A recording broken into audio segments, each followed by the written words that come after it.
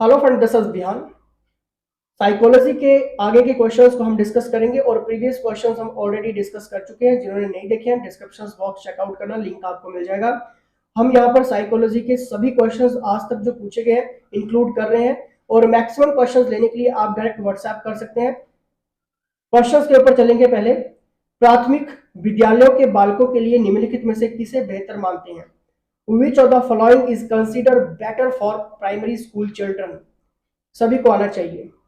क्या आप बेहतर मानते हैं वीडियो कस्टमाइजेशंस को, परफॉर्मेंस को बेहतर मानते हैं, ऑन एक्सपीरियंसेस या फिर प्रैक्टिकल एक्सपीरियंसेस को आप बेहतर मानते हैं, या फिर ये सभी को आप बेहतर मानते हैं? बताइए किसको आप बेहतर मानोगे। फ्रेंड्स, इसका सही आंसर होगा ऑप्शन नंबर सी, यानी कि स्वयं के द्वारा किया गया अनुभव, प्रायोगिक अनुभव, यानी कि ऑन एक्सपीरियंसेस और प्रैक्टिकल एक्सपीरियंसेस को हम बेहतर मानेंगे। अब क्यों मानेंगे, थोड़ा सा मैं आपको बता देता हूं। फ्रेंड्स, बाल केंद्रित शिक्षा एक विचार है जिसमें शिक्षण बच्चे की आवश्यकताओं के अनुसार होता है और शिक्षक सहायक के रूप में कार्य करता है। कुछ की पॉइंट्स हैं, जल्दी से देखिए। शिक्षण को बाल केंद्रित बनाने के लिए विभिन्न तरीकों का उपयोग किया जाता है। कुछ नीचे सूचीबद्ध है, पॉइंट्स देखते हैं। प्रायोगिक अनुभव यानी कि ऑन एक्सपीरियंसेस, इस दृष्टिकोण में प्रत्येक बच्चे को खुद से कार्यों को करने की अनुमति होती है। यह सबसे उपयुक्त दृष्टिकोण है क्योंकि इससे बच्चे को व्यक्तिगत रूप से चीजों का पता लगाने और सीखने की सुविधा मिलती है। साथ ही क्रियामूलक शिक्षण को एक लंबी अवधि तक याद रखा जाता है क्योंकि यह हमारा अपना अनुभव होता है। क्लियर फ्रेंड्स, बिल्कुल सिंपल सी लैंग्वेज में समझाने की कोशिश कर रहा हूं। एक प्राथमिक कक्षा का बच्चा व्याख्यान विधि यानी कि लेक्चर्स मेथड, वीडियो एमुलेशन विधि के बजाय उसके द्वारा स्वयं किए गए कार्यों को याद रखता है। आप सभी को पता होगा यह वह दृष्टिकोण है जिसमें एक शिक्षण अपने छात्रों को किसी मॉडल का उपयोग करके समझाता है। यहां छात्रों की भूमिका इनएक्टिव होती है, ठीक है, निष्क्रिय होती है। फ्रेंड्स, वीडियो एमुलेशंस देखने से सीखने को मिलता है, ठीक है, ये शिक्षण प्रदान करता है लेकिन इसमें छात्रों की जो भूमिका है वो सीमित होती है। Friends, on experiences, practical experiences छात्रों को एक सक्रिय भूमिका प्रदान करता है और ये बेहतर है, ठीक है। तो इसलिए अब आपको पता चल चुका है कि ऑन एक्सपीरियंसेस, प्रैक्टिकल एक्सपीरियंसेस को हम बेहतर मानेंगे प्राथमिक विद्यालयों के बालकों के लिए, ठीक है, ऑप्शन नंबर सी। और जितना भी मैंने आपको की फैक्ट बताए हैं साथ साथ में, ये काफी इंपॉर्टेंट है, ठीक है। और TGT arts, JVT commission, TET, किसी भी एग्जाम की आप तैयारी कर रहे हैं, स्पेशल नोट्स, एमसीक्यूज और अपडेटेड सारा वर्जन आपको व्हाट्सएप पे मिल रहा है। जल्दी करना, व्हाट्सएप पे ले लेना। नेक्स्ट क्वेश्चन के ऊपर हम डिस्कस करेंगे। वाइगोत्स्की बच्चों को सीखने में निम्नलिखित में से किस कारक की महत्वपूर्ण भूमिका पर बल देते हैं? ये काफी इंपॉर्टेंट क्वेश्चन है। यहां पर देखिए क्या बात हो रही है कि Vygotsky emphasizes the important role of which of the following factors in children's learning? क्या ये सोशल, जेनेटिक, एथिकल या फिर फिजिकल? जल्द से बताइए इसका सही आंसर। जल्द से बताइए, बच्चों को सीखने में निम्नलिखित में से किस कारक की महत्वपूर्ण भूमिका पर बल देते हैं वाइगोत्स्की? जल्द से बताइए। फ्रेंड्स, इसका सही आंसर होगा ऑप्शन नंबर ए, यानी कि सोशल। अब देखिए, आप सभी को पता है कि सोवियत मनोवैज्ञानिक लैब वाइगोत्स्की बच्चों के मनोवैज्ञानिक विकास पर अपने शोध के लिए काफी ये प्रसिद्ध है, ठीक है। और वाइगोत्स्की की 1962 की थीसिस के अनुसार सामाजिक और सांस्कृतिक अनुभव, सोशल एंड कल्चरल एक्सपीरियंसेस, ये समझने का सबसे अच्छा तरीका है कि बच्चे कैसे विकसित होते हैं, ठीक है। ये जितने भी आपको मैं फैक्ट बता रहा हूं, ठीक है, ये आप जरूर पढ़ लेना और पीडीएफ आपको व्हाट्सएप पे मिल जाएगी। नेक्स्ट हम यहाँ पर बात करेंगे। नेक्स्ट क्वेश्चन है, बुद्धि के बहुकारक सिद्धांत का प्रतिपादक है। Important question, very very important question. देखिए यहां पर बात हो रही है, he is the exponent of the multiple factor theory of intelligence. क्या ये मैकडगल, टर्मैन, थॉर्नडाइक या फिर बर्ट? जल्द से बताइए। बुद्धि के बहुकारक सिद्धांत का प्रतिपादक है, जल्द से बताइए। फ्रेंड्स, इसका सही आंसर होगा ऑप्शन नंबर सी, यानी कि थॉर्नडाइक। फ्रेंड्स, आगे बढ़ने से पहले मैं आपको बता देता हूं कि ये सारा का सारा एडिशन आप व्हाट्सएप पर प्राप्त कर सकते हैं। लेटेस्ट पैटर्न और क्रैश कोर्सेज ऑलरेडी चल रहे हैं। रिकॉर्डिंग क्लास आप अपने मोबाइल में कहीं भी जितनी बार देख सकते हैं। ये सारा एडिशन आपको व्हाट्सएप पे मिल जाएगा, ठीक है। तो क्वेश्चंस के ऊपर आते हैं। थॉर्नडाइक, अब देखिए यहाँ पर क्वेश्चंस में क्या बात हो रही थी कि जो exponent of the multiple factor theory of intelligence, बुद्धि के बहुकारक सिद्धांत का प्रतिपादक है, तो वो है थॉर्नडाइक। फ्रेंड्स, थॉर्नडाइक ने अपने सिद्धांत में बुद्धि को विभिन्न कारकों का मिश्रण माना है, जिसमें कई योग्यताएं इंप्लाइड हैं, ठीक है। इंप्लाइड मतलब जिसको हम अधूरा कह सकते हैं, मतलब अस्पष्ट है, नॉट क्लियर मतलब, ठीक है। उनके अनुसार किसी भी मानसिक कार्य के लिए विभिन्न कारक एक साथ मिलकर कार्य करते हैं। तो ये थॉर्नडाइक का जो सिद्धांत है प्रतिपादक, ठीक है। क्लियर, जो आपका मल्टीपल फैक्टर थ्योरी है इंटेलिजेंस, तो वो है आपकी थॉर्नडाइक की, ठीक है। थॉर्नडाइक ने अपने सिद्धांत में सिंपल सी बात है कि बुद्धि को, ठीक है, विभिन्न कारकों का मिश्रण माना है, जिसमें कई योग्यताएं जो वो इंप्लाइड हैं, ठीक है, मतलब अधूरी हैं, अस्पष्ट हैं, साफ नहीं है, ठीक है। उनके अनुसार, ये काफी इंपॉर्टेंट लाइन है, उनके अनुसार किसी भी मानसिक कार्य के लिए विभिन्न कारक एक साथ मिलकर कार्य करते हैं। और साइकोलॉजी की जब भी बात होती है तो ये बिल्कुल डीप पॉइंट्स पे क्वेश्चन होते हैं, ठीक है, डीप पॉइंट्स पे क्वेश्चन, ठीक है। आप एक वन लाइनर में भी याद नहीं कर सकते हैं, लेकिन मैं आपको ऐसी चीज यहां पर करवा रहा हूं कि पूरे एक पेज का जो सार है वो मैं आपको एक पॉइंट में यहां पर बताने की कोशिश कर रहा हूं, कोई नहीं बताएगा, ठीक है। नेक्स्ट हम यहां पर बात करेंगे, नेक्स्ट क्वेश्चन है, बच्चों की सीखने की प्रक्रिया में माता पिता को भूमिका निभानी चाहिए। अब बताइए इसका सही आंसर क्या होगा। यहां पर बात हो रही है parents should play a role in the learning process of children. किस तरह से निभानी चाहिए, जल्दी से बताइए, जल्दी से बताइए। क्या ये नेगेटिव है, सिंपैथेटिक है, फॉरवर्ड लुकिंग है, या फिर न्यूट्रल है, तटस्थ? जल्दी से बताइए किस तरह की भूमिका निभानी चाहिए। अगर आप पेरेंट्स से, मान लीजिए अगर कोई इस टाइम देख रहा है, ठीक है, तो आपको किस तरह की भूमिका निभानी चाहिए इन ऑप्शंस के अकॉर्डिंग, जल्दी से बताइए, जल्दी से बताइए। अगर आपने सोचा है फॉरवर्ड लुकिंग, तो वेरी गुड, आपका सही आंसर है। देखिए, बच्चों की सीखने की प्रक्रिया में माता पिता को फॉरवर्ड लुकिंग की जो भूमिका है, ठीक है, वो निभानी चाहिए तथा उन्हें और अच्छा करने के लिए प्रोत्साहित करते रहना चाहिए। फ्रेंड्स, एक उदाहरण मैं देता हूं। मान लीजिए कि आप अपने बच्चे से पानी का गिलास मंगवाते हैं, ठीक है, वो दिन में आपने 10 बार उससे पानी का गिलास मंगवाया, ठीक है, 10 बार उसने आपको पानी भी दिया, लेकिन एक बार क्या हुआ कि उसका गिलास हाथ से छूट गया। और कई पेरेंट्स, अरे नालायक, तुझे आता नहीं है, तू कुछ नहीं कर सकता है जिंदगी में, तेरे से कुछ होगा नहीं, तू पानी का गिलास तूने फेंक दिया। अरे भाई, उसका ये तो देखो कि अगर 10 में से उसने आपको पानी दिया है, 10 टाइम दिया है, तो 9 टाइम तो सही तो दिया है आपको, कोई गलत काम नहीं किया, गिलास नहीं गिरा। अगर एक बार गिर भी गया तो क्या दिक्कत हो गई। ऐसे जो छोटे छोटे नेगेटिव पॉइंट्स हैं, ये हम बच्चों के ऊपर नहीं डाल सकते हैं, ठीक है। तो उनको हमेशा आगे बढ़ने के लिए प्रोत्साहित करना है कि कोई बात नहीं, कोई दिक्कत नहीं है, नेक्स्ट टाइम के लिए आप और बेटर करोगे। लेकिन कभी भी उनको नेगेटिव थॉट्स और पॉइंट्स हम नहीं बता सकते हैं, ठीक है। Hope you understand. चलिए नेक्स्ट हम यहाँ पर बात करेंगे, नेक्स्ट क्वेश्चन के ऊपर बढ़ेंगे। कौन सा सिद्धांत व्यक्त करता है कि मानव मस्तिष्क एक बर्फ की बड़ी चट्टान के समान है, जो अधिकांशतः छिपी रहती है एवं उसमें चेतन के 3 स्तर है। देखिए, ये क्वेश्चन बहुत कुछ आपको क्लियर करवाएगा। यहां पर बात क्या हो रही है, यहां पर बात हो रही है कि विच theory states that the human brain is like a huge iceberg that remains mostly hidden and has 3 levels of consciousness. बताइए, क्या ये मेरिट थ्योरी है, टाइप थ्योरी है, साइकोनाइटिक थ्योरी है, या फिर बिहेवियरलिज्म थ्योरी है? बताइए, जल्द बताइए इसका सही आंसर क्या होगा। फ्रेंड्स, इसका सही आंसर होगा ऑप्शन नंबर सी, मनोविश्लेषणात्मक सिद्धांत, ठीक है। अब थोड़ा सा मैं आपको बता देता हूं, ठीक है, इंपॉर्टेंट है। मानव मस्तिष्क में प्रमस्तिष्क बुद्धि यानी कि ब्रेन इंटेलिजेंस, स्मृति यानी कि मेमोरी, और भावनाएं यानी कि फीलिंग्स का केंद्र है। आप सभी को पता होगा, ठीक है, इसी का केंद्र है मस्तिष्क का। आपका ब्रेन इंटेलिजेंस हो गया, मेमोरी हो गया, और फीलिंग्स का केंद्र है। फ्रेंड्स, ये मस्तिष्क का 80%, ठीक है, ये मस्तिष्क का 80% यानी कि सबसे बड़ा हिस्सा है, ये सबसे बड़ा हिस्सा है। फ्रेंड्स, हम माइंड को, मस्तिष्क को 3 भागों में विभाजित करते हैं। ठीक है, एक आपका है फोर ब्रेन, ठीक है, मिड ब्रेन और हिंड ब्रेन, आप डायग्राम में देख सकते हैं, ठीक है। और अब आपको क्लियर हो चुका है फोर ब्रेन, मिड ब्रेन और हिंड ब्रेन, ठीक है, तो अब कंफ्यूज नहीं होना है, ठीक है। तो option number C is the right answer. Clear है?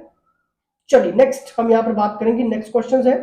नेक्स्ट क्वेश्चन यहाँ पर क्या कहता है, देखिए, व्यक्तिगत शिक्षार्थी एक दूसरे से डैश में भिन्न होते हैं। इंपॉर्टेंट है, individual learners differ from each other in, बताइए जल्दी से बताइए इसका सही आंसर। किसमें किसमें होते हैं, भिन्न होते हैं, बताइए। क्या ये रेट ऑफ ग्रोथ में, डेवलपमेंट सीक्वेंस में, जनरल कैपेसिटी फॉर डेवलपमेंट में, principles of growth and development में, जल्दी से बताइए किसमें भिन्न होते हैं फ्रेंड्स। इसका सही आंसर होगा ऑप्शन नंबर ए, ठीक है, रेट ऑफ ग्रोथ में भिन्न होते हैं। फ्रेंड्स आप सभी को पता है, ठीक है, इनकी विकास की दर में ये भिन्न होते हैं। और हर बच्चा अद्वितीय यानी कि यूनिक और दूसरों से ये अलग होता है, आपको पता ही होगा, ठीक है। लेकिन मैंने आपको स्टार्टिंग में कह दिया कि ये क्वेश्चन बहुत कुछ आपको क्लियर करवाने वाला है, क्योंकि यहाँ पर मैं पर्दे खोलने वाला हूँ आपके, ठीक है। क्योंकि जो बुक्स में दिया गया है, 10 पेजेस में दिया गया है, 20 पेजेस में दिया गया है, उसको कंपाइल्ड करके मैं आपको बताने वाला हूँ, ठीक है। देखिए यहां पर बात हो रही है विकास की आधारित कई सिद्धांत हैं, ठीक है, विकास पर आधारित कई सिद्धांत हैं, जैसे आपका प्रिंसिपल्स ऑफ रेट डिस्क्रिमिनेशन है, ठीक है, यानी कि दर में विभेदन का सिद्धांत। ये क्या कहता है फ्रेंड्स, दर में विभेदन ये दर्शाता है कि व्यक्ति विकास की दर भिन्न होती है, ठीक है, व्यक्ति की जो है वो विकास की दर इसमें भिन्न होती है। और नेक्स्ट पॉइंट हमें क्या बताता है, नेक्स्ट पॉइंट है, नेक्स्ट पॉइंट है यहां पर प्रिंसिपल्स ऑफ सीक्वेंशलिज्म, मतलब यह बताता है कि प्रत्येक व्यक्ति परिवर्तन में अंतर प्रदर्शित करता है, वे परिवर्तन के उसी क्रम का पालन करते हैं। Important line. नेक्स्ट है सेफलोडोर्कल सिद्धांत, ठीक है, ये जो इसका जो प्रिंसिपल है ये क्या बताता है, ये बताता है कि विकास लॉन्गिट्यूडनल दिशा में अर्थात सिर से पैर तक आगे बढ़ता है। यही कारण है कि बच्चे चलना शुरू करने से भूमि पर खड़े होने के लिए नियंत्रित करता है, ठीक है। बच्चा जब चलना शुरू करता है, ठीक है, तो भूमि पर जब वो खड़ा होगा तो वो बैलेंस बनाने की कोशिश करता है, ऐसे नहीं डायरेक्ट चल पड़ेगा, वो बैलेंस बनाएगा उस चीज का, ठीक है। और ये सिद्धांत किसका है, ठीक है, तो ये सिद्धांत है, मतलब ये सिद्धांत है सेफलोडिकल प्रिंसिपल, ठीक है, तो ये क्या है सेफलोडिकल प्रिंसिपल, ठीक है। तो यहां पर आपको अब क्लियर हो चुका है। और नेक्स्ट हम देखेंगे प्रोक्सिमोडिस्टल का जो प्रिंसिपल है। देखिए प्रोक्सिमोडिस्टल क्या कहता है कि विकास शरीर के केंद्र से बाहर की ओर बढ़ता है। याद रखो जो 10 पेजेस में आपको मिलेगा कंक्लूजन, वो आपकी अभी आपको बता रहा हूं, ठीक है। विकास शरीर के केंद्र से बाहर की ओर बढ़ता है। इस सिद्धांत से सिर का धड़ हाथ और पैरों के अग्रभाग से पहले बढ़ता है, ठीक है। शरीर के विभिन्न भागों का उपयोग करने की क्षमता का विकास भी प्रोक्सिमोडिस्टल सिद्धांत का पालन करता है, ठीक है। याद रखना क्वेश्चंस को। अब देखिए नेक्स्ट पॉइंट के ऊपर चलेंगे, व्यक्तिगत अंतर का सिद्धांत। देखिए प्रत्येक व्यक्ति अपने आप में यूनिक है, क्योंकि अनुवांशिकता और पर्यावरणीय हेरिडिटी एंड एनवायरमेंटल जो कारक हैं उसे दूसरों से अलग बनाते हैं, ठीक है। और कुछ इंपॉर्टेंट फैक्ट मैं आपको बताता हूं यहां पे फ्रेंड्स। ध्यान दें कि विकास के अन्य सिद्धांत जैसे कि आपका डेवलपमेंट रेट हो गया, ठीक है, कंटिन्यूटी डेवलपमेंट और कंटिन्यूटी थ्योरी, ठीक है, और स्पेसिफिसिटी थ्योरी ऑफ जनरलिटी, ठीक है, theory of interconnectedness, theory of interactions, theory of integration, ठीक है। ये क्या चीजें मैं आपको बता रहा हूं, ये बहुत इंपॉर्टेंट लाइन है, ठीक है। ध्यान दें कि विकास के अन्य सिद्धांत निरंतरता के सिद्धांत, विशिष्टता के समानता के सिद्धांत, अंतर संबंध के सिद्धांत, बातचीत के सिद्धांत, एकीकरण के सिद्धांत, ठीक है। ये क्या है आपके, ये विकास के अन्य सिद्धांत हैं जो आपको याद रखने हैं और एग्जामिनर यहां से भी क्वेश्चंस पुट अप करता है, ठीक है। इसलिए हम ये निष्कर्ष निकालते हैं कि व्यक्तिगत रूप से शिक्षार्थी विकास की दर में एक दूसरे से भिन्न होते हैं, इसीलिए, ठीक है। और ये जितने भी पॉइंट्स मैंने आपको बताए हैं, ठीक है, चाहे वो आपका डिस्क्रिमिनेशन पॉइंट हो गया प्रिंसिपल्स का, ठीक है, चाहे वो आपका सीक्वेंशियलिज्म पॉइंट हो गया प्रिंसिपल्स का, ठीक है, सेफ्रोडिकल सिद्धांत हो गया, प्रॉक्सी मॉडिस्टल सिद्धांत हो गया, ठीक है, प्रॉक्सी मॉडिस्टल सिद्धांत हो गया, ठीक है। तो यहाँ पर आपको याद रखने ये जितने भी फैक्ट मैं आपको बता रहा हूँ लाइनर में, ठीक है, भूलना नहीं है। नेक्स्ट हम यहाँ पर बात करेंगे, नेक्स्ट क्वेश्चन है, निम्नलिखित में से कौन सा सूक्ष्म गति कौशल का उदाहरण है, बताइए, जल्दी से बताइए। विच of the following is an example of fine motor skills, क्या ये राइटिंग है, जंप, क्लिम्ब या फिर रनिंग, जल्दी से बताइए। सूक्ष्म गतिक, याद रखना, fine motor skills is an example of सूक्ष्म गतिक कौशल, लिखना, राइटिंग, ठीक है, option number A is the right answer. अब देखिए यहाँ पर कुछ मैं आपको बता देता हूं क्योंकि इंपॉर्टेंट है ये, ठीक है। मोटर स्किल्स यानी कि क्रियात्मक गति कौशल। फ्रेंड्स, एक क्रियात्मक कौशल एक कार्य है जिसमें विशिष्ट कार्य करने के इरादे से मांसपेशियों की सटीक गति शामिल होती है, ठीक है।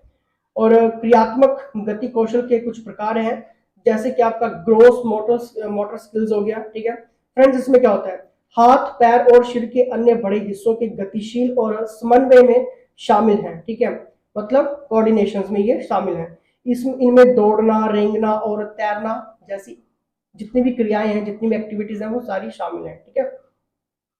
नेक्स्ट देखिए, फाइन मोटर स्किल्स में मोटर स्किल्स क्या है, सूक्ष्म गति कौशल।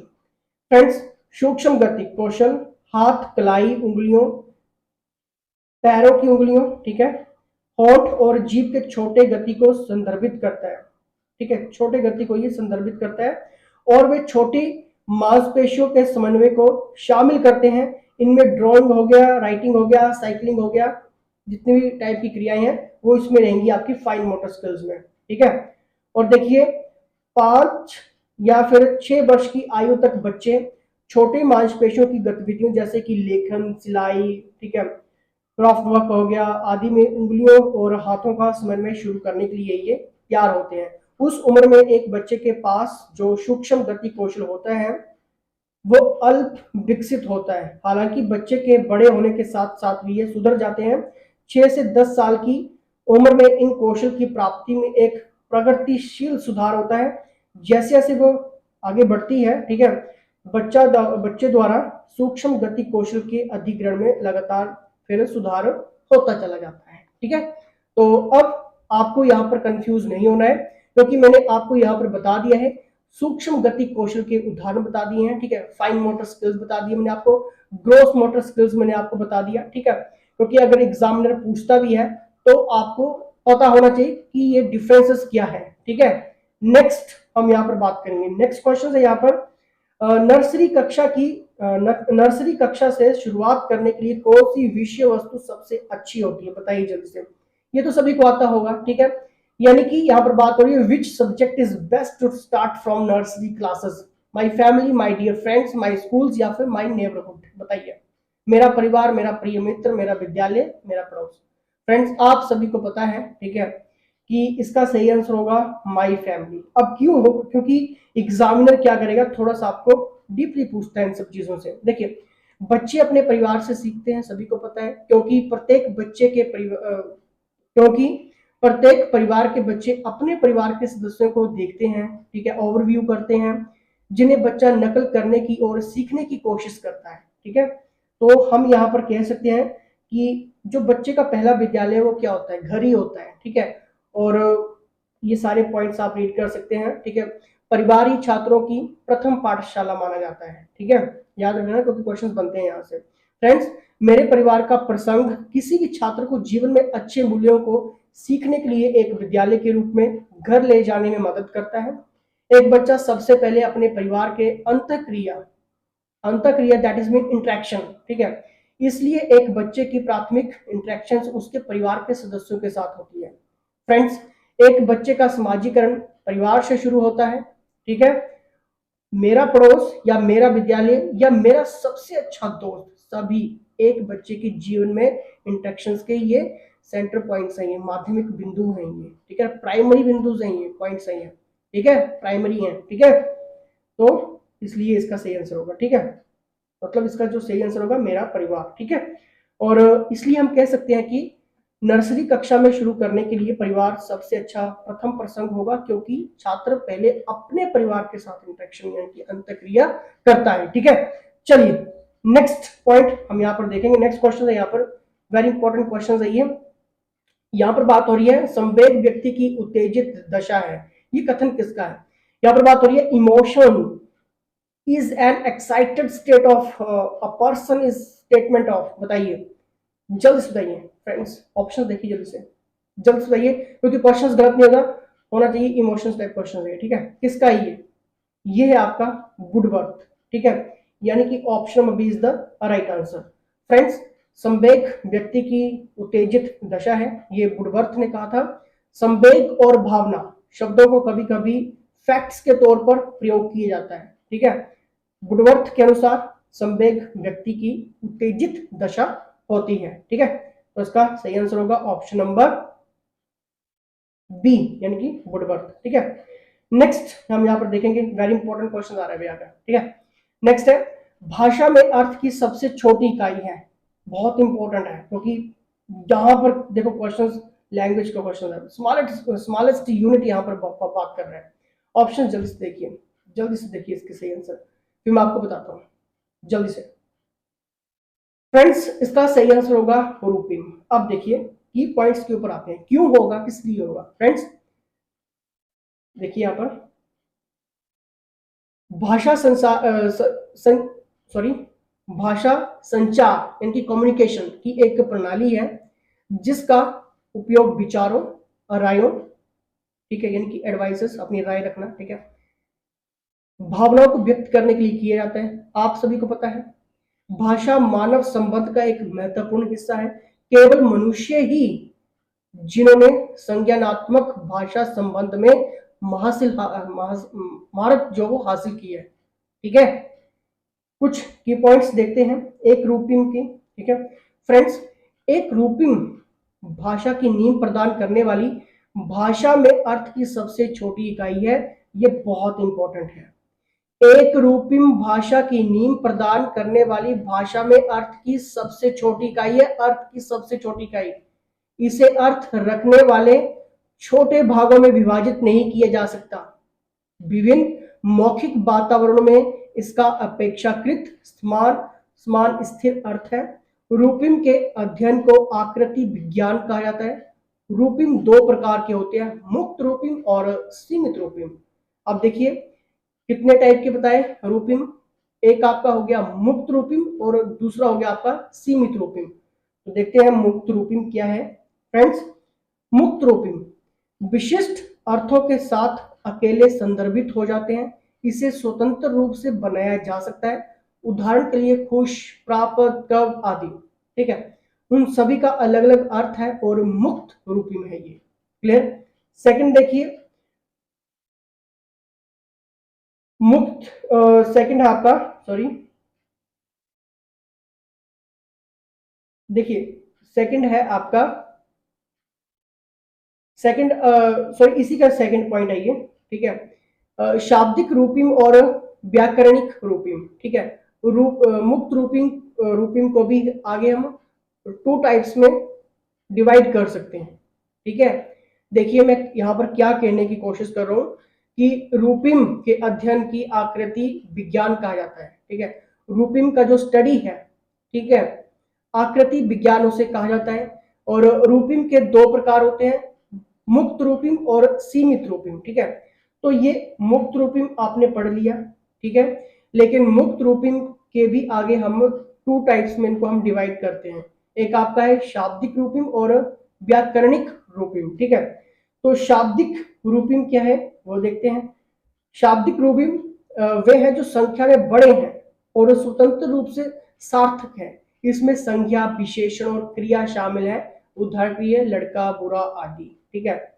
और व्याकरणिक यानी कि क्रियात्मक रूपिम में एक भाषा में कार्यात्मक शब्द होते हैं, जैसे कि पूर्व सर्ग, सर्वनाम, निर्धारक, संयोजन, ठीक है, और उदाहरण के लिए आपको बता देता हूँ कि लेकिन, पर, और, ऊपर आदि, ठीक है। और सीमित रूपिम, देखिए सीमित रूपिम का कोई स्वतंत्र अर्थ नहीं होता है, ठीक है, और इसे मुक्त रूपिम की मदद से बनाया जा सकता है। सीमित रूपिम को भी हम टू टाइप्स में यहाँ पर विभाजित कर सकते हैं, सीमित मूल और प्रत्यय मूल में, ठीक है, प्रत्यय स्वाभाविक रूप में, ठीक है। तो इसके क्या क्या पॉइंट्स है वो आपको बता देता हूँ। सीमित मूल का शाब्दिक अर्थ होता है जब विषय वस्तु शब्द बनाने के लिए अन्य बाध्य रूपिम में शामिल की जाता है, जैसे कि तन, रखना, ठीक है, और तन, ठीक है, और प्रत्यय स्वाभाविक रूप से विभिन्न प्रकार के शब्दों को जोड़ते हैं, उन शब्दों के अर्थ को बदलने के लिए उनका उपयोग करते हैं, उदाहरण पढ़ना, लिखना, सोना, ठीक है। अब मैं आपको मोटा मोटा जल्द से एक ओवरव्यू देता हूं। देखिए क्वेश्चन में सिंपल सी बात थी कि क्या पूछा गया था। क्वेश्चन में पूछा गया था कि भाषा में अर्थ की सबसे छोटी इकाई जी रूपिम है, ठीक है। रूपिम के टू टाइप्स, लेकिन रूपिम की जो स्टडी है उसको हम क्या कहते हैं, आकृति विज्ञान कहा जाता है, ठीक है। और रूपिम के आगे दो प्रकार हमने देखे, मुक्त रूपिम, ठीक है, और सीमित रूपिम। मुक्त रूपिम में टू फैक्ट्स हमने देखे, ठीक है, और टू फैक्ट्स हमने देख लिए, ठीक है। और उसके बाद हमने सीमित रूपिम को देखे। सीमित रूपिम में भी आपका सीमित मूल है और प्रत्येक स्वाभाविक रूप से विभिन्न प्रकार के शब्दों को ये जोड़ते हैं, ठीक है, यानी कि सेकंड हमने देखा। तो होप सो आपको थोड़ा सा क्लियर हो चुका होगा। अगर अब मैं यहाँ पर आपसे होप करूंगा कि अगर क्वेश्चन बनता भी है तो आपके पास आंसर होगा। देखिए इंपॉर्टेंट पॉइंट्स मैं आपको बता देता हूं, ठीक है। इंपॉर्टेंट पॉइंट्स क्या है, वाक्य विन्यास, इसके जो इंपॉर्टेंट पॉइंट्स हैं, ठीक है। वाक्य विन्यास किसी भाषा में अच्छी तरह से बने वाक्यों को बनाने के लिए शब्दों को वाक्यांशों की व्यवस्था है। स्वनिम में, स्वनिम भाषा की सबसे छोटी इकाई है जो एक शब्द को दूसरे से अलग करती है, जैसे कैट में जो तत्व है टी को, उस शब्द को कैन, कैब से अलग करता है, ठीक है। और बिहेवियरल में भाषा विज्ञान की शाखा है जो भाषा का अध्ययन है, ठीक है। तो ये फैक्ट्स, इंपॉर्टेंट पॉइंट्स जो एक्स्ट्रा थे वो भी आपको पता होने चाहिए, ठीक है। नेक्स्ट यहाँ पर देखिए, नेक्स्ट क्वेश्चन है, देखिए बालिकाओं की लंबाई किस अवस्था में बालकों से अधिक होती है। काफी इंपॉर्टेंट क्वेश्चन है ये। लेट एडोलसेंस में, इन चाइल्डहुड, इन्फेंसी यानी कि बचपन, शैशवावस्था क्या होता है आपका, बचपन होता है, ठीक है, या फिर अर्ली एडोलसेंस में, किशोरावस्था के प्रारंभ में। जल्दी से बताइए बालिकाओं की लंबाई किस अवस्था में बालकों से अधिक होती है। फ्रेंड्स इसका सही आंसर होगा ऑप्शन नंबर बी, यानी कि बाल्यावस्था। यहाँ पर क्या बात हो रही है, बाल्यावस्था में लंबाई प्रति वर्ष 2 से 3 इंच बढ़ती है। 6 से 9 वर्ष तक बालकों की लंबाई बालिकाओं की अपेक्षा अधिक होती है, लेकिन 9 से 12 वर्ष की उम्र में बालक की अपेक्षा बालिकाओं की लंबाई जो वो 1 इंच अधिक होती है, ठीक है। ये जो डिफरेंस मैं आपको बता रहा हूँ, याद रखना है, ठीक है। तो नॉर्मली आपको याद रखना है कि बाल्यावस्था में, ठीक है, इन चाइल्डहुड, ठीक है। नेक्स्ट देखेंगे यहाँ पर, नेक्स्ट है यहाँ पर दिवास्वप्न एक भाषा के कूटकरण की अवस्था है, बताइए। डे ड्रीमिंग, बताइए। Codifications of language is pregnancy, childhood, adolescence या फिर इन्फेंसी, बताइए जल्दी से बताइए इसका सही आंसर। फ्रेंड्स इसका सही आंसर होगा ऑप्शन नंबर सी, यानी कि एडोलसेंस में, ठीक है।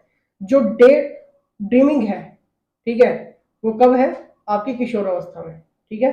बस इतना आपको याद रखना है। नेक्स्ट है यहाँ पे, नेक्स्ट क्वेश्चन, विकास केवल एक ना होकर चारों ओर होता है, ये सिद्धांत बताता है। अब बताइए, बताइए जल्दी से बताइए, जल्दी से बताइए। विकास केवल एक ना होकर चारों ओर होता है, ये सिद्धांत बताता है। फ्रेंड्स इसका सही आंसर होगा ऑप्शन नंबर डी, यानी कि सर्कुलर। थोड़ा सा देखिए यहाँ पर फ्रेंड्स, विकास शब्द किसी व्यक्ति में गुणात्मक परिवर्तन जैसे व्यक्तिगत में परिवर्तन या अन्य मानसिक और भावनात्मक पहलुओं को संदर्भित करता है। हालांकि बहुत बार वृद्धि और विकास का उपयोग परस्पर विनिमय के लिए किया जाता है। व्यक्ति की शारीरिक परिपक्वता यानी कि बुद्धि प्राप्त करने के बाद भी विकास की प्रक्रिया जो वो जारी रहती है। जब व्यक्ति पर्यावरण के साथ इंटरेक्शन करता है, ठीक है, तो वह निरंतर परिवर्तन जो वो प्रगति करता है फिर, ठीक है। तो याद रखना, इसलिए ये वर्तुलाकार है, ठीक है। ऑप्शन नंबर डी यानी कि सर्कुलर। क्लियर। नेक्स्ट देखिए यहाँ पर, जन्म के समय शिशु जो वो रोता है, यहाँ पर बात हो रही है, बताइए इसका सही आंसर जल्द से बताइए। जन्म के समय शिशु रोता है, क्यों रोता है? क्या उसको कोई डर लग रहा है? Due to fear, due to change of environment, due to pain, due to hunger, या फिर उसको भूख लगी है? जल्द से बताइए। फ्रेंड्स, आप सभी को पता है कि बच्चा जब गर्भ से निकलता है और जब नई दुनिया में आता है, तो सिंपल सी बात है कि उसका एकदम से जो वो एनवायरमेंट चेंज होता है। Due to change of environment is the right answer, option number B, ठीक है। फ्रेंड्स, जन्म के कुछ सेकंड बाद बच्चा खुद से सांस लेता है। वो जब नवजात शिशु सांस लेता है तो नाक और मुंह में जमे तरल पदार्थ को वह बाहर करता है, ठीक है। इस प्रक्रिया में बच्चा रोने लगता है, ठीक है। ये जो प्रक्रिया होती है, इस प्रक्रिया में बच्चा रोने लगता है। जब बच्चा खुद से सांस नहीं ले पाता और फ्लूइड को बाहर नहीं कर पाता, तो डॉक्टर सक्शन ट्यूब की मदद से ऐसा करते हैं, ठीक है। और आपको पता है कि जब बच्चा आता है तो उसका रोना भी बहुत जरूरी होता है, ठीक है। उसका रोना बहुत जरूरी है, बहुत जरूरी, ठीक है। तो होप सो आपको इसका आंसर मिल गया होगा, ठीक है। नेक्स्ट देखते हैं, यहाँ पर नेक्स्ट क्वेश्चन है, क्लार्क और बिर्च ने नर चिंपांजी के शरीर में क्या चीजें की थी? फ्रेंड्स, इसमें स्त्री हार्मोन प्रवेश करवाए गए थे, ठीक है।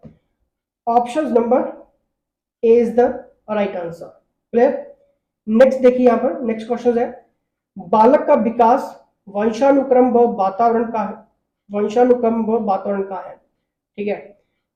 अब देखिए यहाँ पर, बताइए जल्दी से, क्या ये सम, रिमाइंडर, प्रोडक्ट या फिर क्वोशंट? बताइए।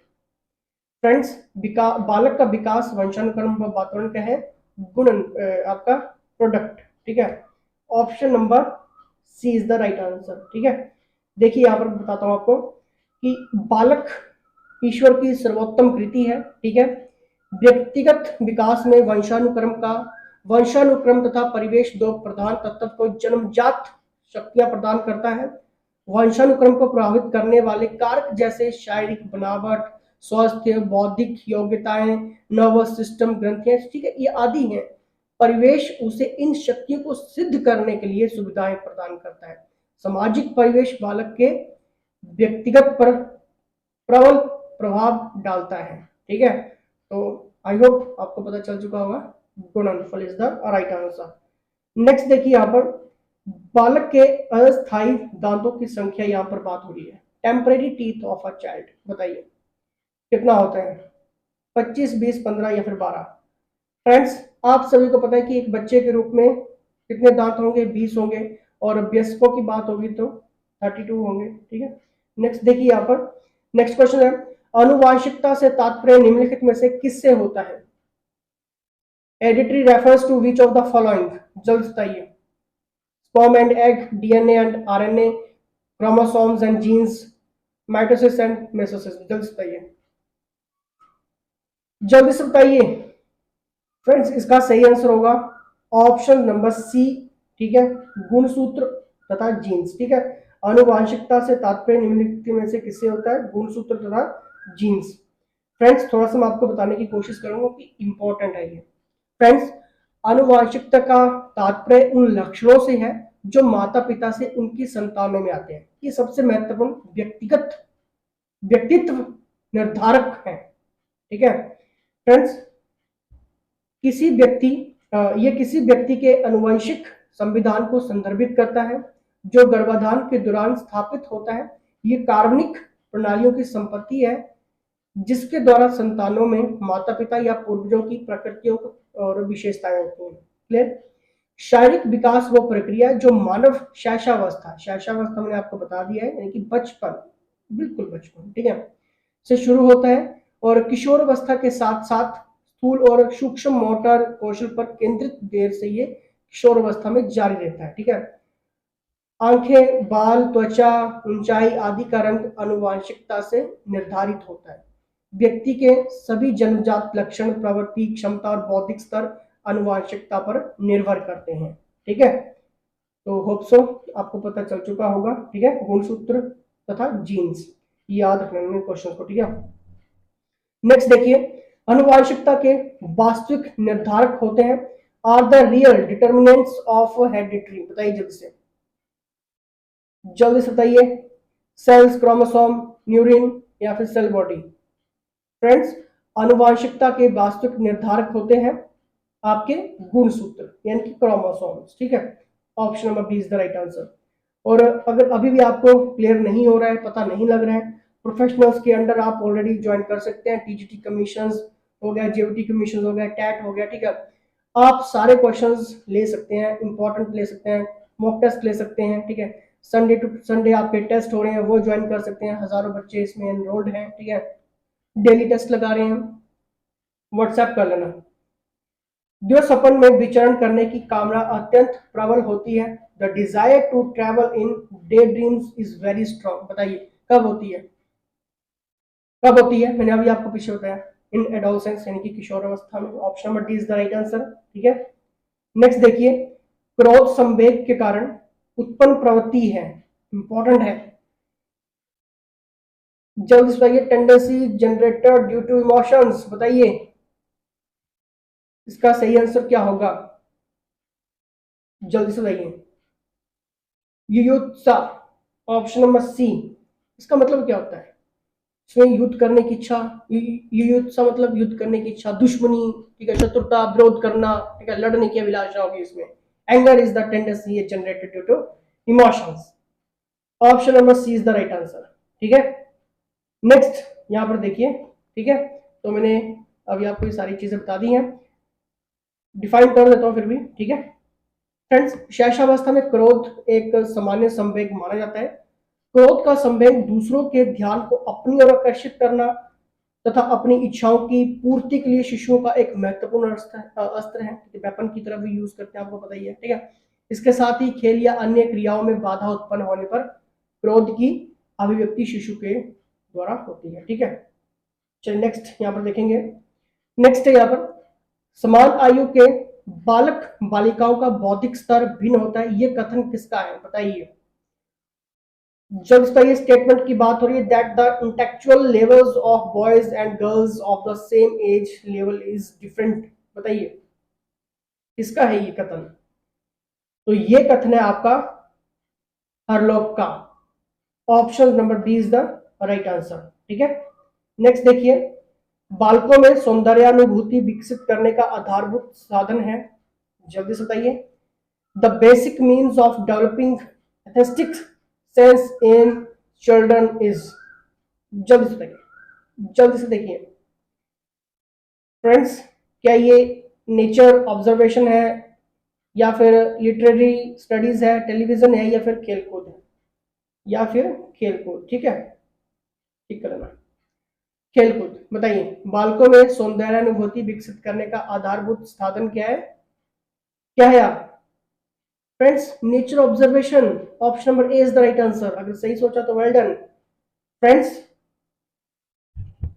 देखिए विद्यालय में अनेक प्रकार की पद्य, गद्य, कहानियां, ठीक है, वाद विवाद, जो भी कॉम्पिटिशन्स होते हैं के माध्यम से उनमें केंद्रीय भाषा ग्रहण करने की योग्यता बालकों में विकसित की जाती है। बालक गद्य एवं पद्य को उसके माप के अनुरूप ग्रहण करता है और अतः सौंदर्य की अनुभूति करता है। ठीक है, इसलिए यहां पर बात हो रही है एस्थेटिक फीलिंग्स की, डेवलपमेंट ऑफ एस्थेटिक फीलिंग। याद रखना इस क्वेश्चंस को। ठीक है, क्वेश्चंस बनेंगे। नेक्स्ट है यहाँ पर, जन्म के समय बालक की स्मरण शक्ति होती है, बताइए कैसी होती है? कैसी होती है? बहुत कम होगी, बहुत कम होगी, बिल्कुल सही बात। ठीक है, बहुत कम, option number C is the right answer. अब देखिए यहां पर बात है, जब आपका बच्चा आपका चेहरा देखकर मुस्कुराता है, आपके लुका छिपी के खेल पर हंसता है और जब उसके रोने पर आप उसे अपनी बाहों में भर लेते हैं तो आपका दिल खुशी और प्यार से मतलब भर जाता है, सराबर हो जाता है, ठीक है, मतलब ठीक है। आपका शिशु आपके कार्यों और हाव भाव पर कैसी प्रतिक्रिया देता है, इन सब का उसके स्मरण शक्ति के विकास से गहरा नाता है। तो हम कह सकते हैं कि जन्म के समय बालक की जो स्मरण शक्ति है वो बहुत कम है, ठीक है। नेक्स्ट यहाँ पर देखिए, नेक्स्ट है आत्म गौरव की भावना सर्वाधिक पाई जाती है, बताइए। Self pride is found most age, बताइए। और ये क्वेश्चन छूटने नहीं चाहिए आपके, ठीक है फ्रेंड्स। इसका सही आंसर होगा ऑप्शन नंबर, एक काम करते हैं, इसका मुझे आप कमेंट कर दीजिए, 2 to 5 का कमेंट करिए सभी। और एक और चीज, JBT commission, TET, TGT arts commission, medical non medical सभी के लिए कोर्सेज अवेलेबल हैं, आप ज्वाइन कर सकते हैं लेटेस्ट पैटर्न के साथ। रिकॉर्डिंग क्लास आप अपने मोबाइल में कहीं भी देख सकते हैं, ठीक है। और इसमें आपके notes, MCQs, GK based MCQs, previous paper analysis, MCQs, complete subjects, repeated editions, expected edition हो गया, मॉक डेली हो गया, ठीक है, वीकली मंथली आपके टेस्ट हो गए। अगर आपको चाहिए तो सिंपल सी बात है, यहाँ पर व्हाट्सएप कर लेना। अगर कोई फाइनेंशियल कंडीशंस प्रॉब्लम है, पैसे नहीं है, कोई दिक्कत नहीं है, आप व्हाट्सएप करिए, अपना रीजन बताइए, ठीक है, और ये सारी चीजें ले लीजिए, ठीक है, क्योंकि हम बहुत हेल्प करते हैं स्टूडेंट्स की। ऑलरेडी यहाँ पर इस टाइम कम से कम हजारों स्टूडेंट्स फ्री का हमने कोर्सेज दे के रखे हैं, कोई दिक्कत नहीं है, ठीक है। यहाँ पर व्हाट्सएप कर लेना और बाकी ग्रुप्स के लिंक्स डिस्क्रिप्शन बॉक्स में मिल जाएंगे। छोड़ना मत कुछ भी इस बार एग्जाम में, ठीक है। और नेक्स्ट के अपडेट्स जितने भी रहेंगे इस चैनल के माध्यम से आपको मिलेंगे। चलिए फिलहाल इसके साथ जय हिंद, जय हिमाचल।